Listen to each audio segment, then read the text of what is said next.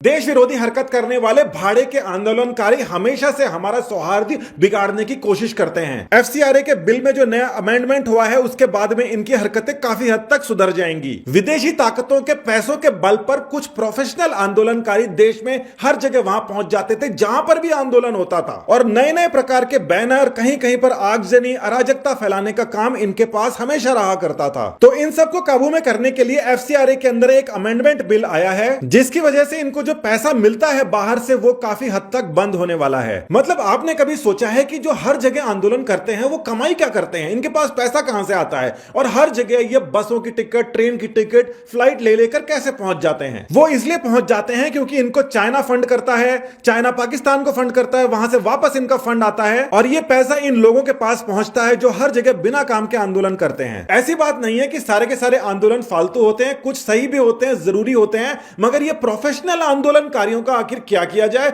जिनको सबसे ज्यादा पीड़ा होती है, हर जगह यही के यही पहुंचे हुए मिलते हैं। तो इन प्रोफेशनल आंदोलनकारियों की जो पीड़ा है उसके लिए इनको अच्छी दवाई दे दी गई है और वो दवाई आई है इस अमेंडमेंट से जो एफसीआरए रेगुलेशंस में हो गया है। बात को समझिए कि एनजीओ के थ्रू बाहर से पैसा आया करता था और वो पैसा कहां पे खर्च हुआ करता था? लोगों को सैलरी या एडमिनिस्ट्रेशन के अंदर खर्च हुआ करता था, जमीन के ऊपर कोई काम नहीं होता था। हमारे देश के अंदर करीब 36 लाख एनजीओ काम करते हैं और इन सब के बाद में भी अभी तक कोई सुधार नहीं हो पा रहा था। तो सोचने वाली बात है कि ये कोई छोटा नंबर नहीं है, फिर भी सुधार क्यों नहीं हो पा रहा? सुधार नहीं, ये असल के अंदर बहुत सारे एनजीओ ऐसे थे जो बिगाड़ कर रहे थे, इनका काम ही बिगाड़ करने का था, नहीं तो 36 लाख एनजीओ के बाद में तो हम कहां से कहां पहुंच जाते। अब ये देखिए एनजीओ के पास में फंड कहां से आता है? ये इंडिया के अंदर से आ सकता है और या फिर ये बाहर से आ सकता है। इसके बाद में ये एनजीओ कुछ वर्क करता है जो कि दिखाई देना चाहिए। अब आप सोचिए कि बाहर से जो पैसा आएगा वो किस प्रकार से लगेगा? उसी प्रकार से लगेगा जैसा बाहर वाले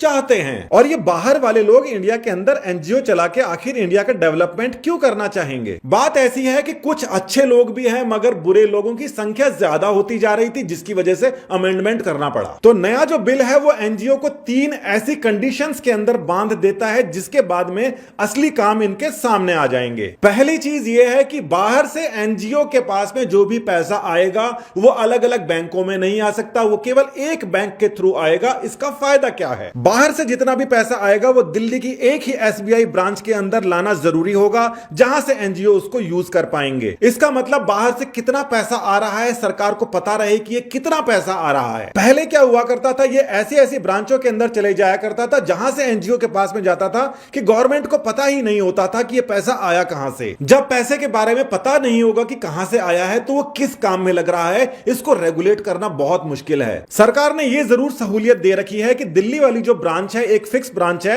उससे अलग अलग ब्रांचों के अंदर एनजीओ शिफ्ट कर सकता है और वहां से वो उसको यूज कर सकता है। मगर जो भी पैसा बाहर से आएगा वो पहले दिल्ली की एक ब्रांच के अंदर आएगा ताकि पूरा का पूरा खाता उसके बारे में रखा जा सके। इस बात को लेकर लोगों को परेशानी है मगर समझ नहीं आ रहा कि आप जब पैसा बाहर से ले रहे हो सरकार को बताने में समस्या क्या है। दूसरा बड़ा चेंज कर दिया है कि ये फॉरेन मनी को अब कोई पब्लिक सर्वेंट नहीं ले पाएगा, कोई न्यूज मीडिया नहीं ले पाएगा। यानी कि अगर किसी भी पब्लिक सर्वेंट को, किसी न्यूज मीडिया को कोई काम करना है तो वो इंडिया से पैसे कमाए, बाहर से कोई दखल अंदाजी बर्दाश्त नहीं की जाएगी। इस बात को आपने देखा होगा, वेबसाइट, एनजीओ वगैरह के थ्रू देश विरोधी गतिविधियां चलाने की कोशिश की जा रही थी जिनके ऊपर अब यह हथौड़ा चल चुका है। इसके अंदर वो पॉलिटिशियंस भी आते हैं जो बाहर से अब पैसा नहीं ले सकते। कोई उम्मीदवार पैसा नहीं ले सकता मगर फिर भी कोई पॉलिटिकल पार्टी है वो पैसा बाहर से ले सकती है। अब ये पार्टी अगर बाहर से पैसा लेती है तो दूसरी वाली पार्टी इसका मुद्दा बनाती है, इसीलिए ये पॉलिटिकल पार्टीज वैसे भी बाहर से कोई गलत पैसा नहीं ले सकती। इन सब पैसों का इस्तेमाल उन लोगों के ऊपर खर्चा करने को हो रहा था जो कि इनके फेवर के अंदर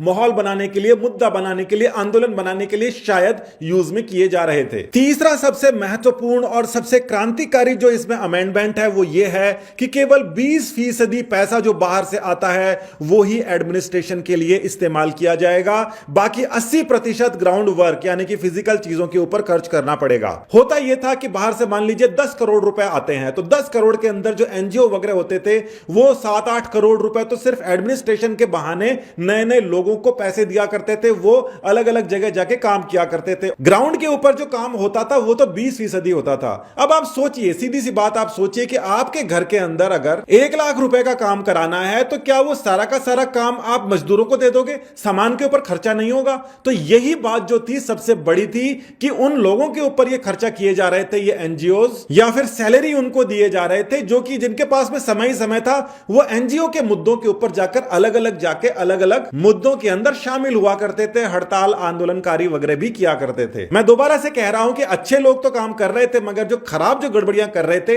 ये उनको रेगुलेट करने के लिए ये बिल के अंदर अमेंडमेंट आया है। तो ये एफसीआरए जो है 2010 के अंदर सबसे पहले आया था, उसके बाद में कई अमेंडमेंट हुए थे, मगर सबसे क्रांतिकारी अमेंडमेंट अब हुआ है। पुरानी सरकारें भी इन आंदोलनकारियों से हमेशा परेशान रहा करते थे, जो कि विदेशी पैसों के ऊपर पल के यहां पर अराजकता फैलाया करते थे। मगर उसके ऊपर जो सबसे बड़ी चोट हुई है वो इसी बात की हुई है कि 80% जो पैसा है बाहर से आएगा, वो अगर आपको पानी के ऊपर काम करना है, बिजली के ऊपर, शिक्षा के ऊपर करना है, तो उस चीज का पूरा सामान खरीदना पड़ेगा। ऐसा नहीं है कि आप लोगों को बांटते रहो पैसा और वो लोग वो काम नहीं करके दूसरे फालतू वाले आंदोलनों के अंदर पड़े रहे हैं। तो आने वाले समय के अंदर आप अचानक से देखें कि इस प्रकार के लोग जो भड़काया करते थे, 24 घंटे भड़का के इधर उधर चीजों को फैलाने वाला काम करा करते थे, और आप सोचते थे इनके पास में काम धंधा है कि नहीं है, वो यही लोग थे और वो अब कम होते जाएंगे क्योंकि उनका पैसा मिलना काफी हद तक कम हो जाएगा। देश को आगे बढ़ाना है तो कुछ डिसीजंस लेने पड़ेंगे, हमारी समस्याओं को हमें अपने आप हमारे देश के अंदर